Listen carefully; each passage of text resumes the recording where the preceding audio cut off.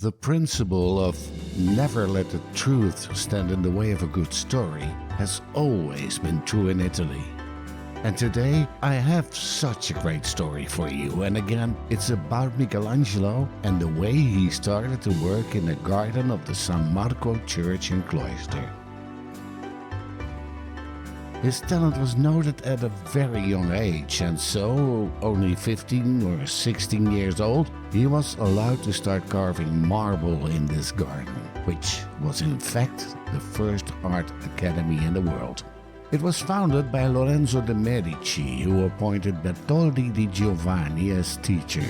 Around 1489, Lorenzo gave young artists the possibility to develop their skills. During a visit, he saw a young man working on a round piece of marble. He was so concentrated on his work, he didn't even notice his famous patron until Di Bertoldi said to Lorenzo, "This is young Michelangelo Buonarroti. He is talented."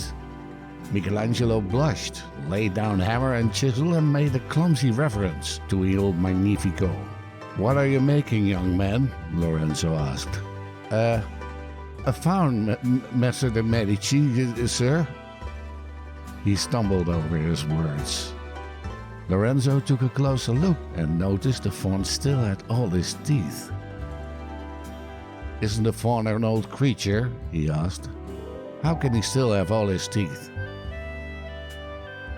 Michelangelo waited a moment before he answered, and then he said, "You are right, Messer de Medici."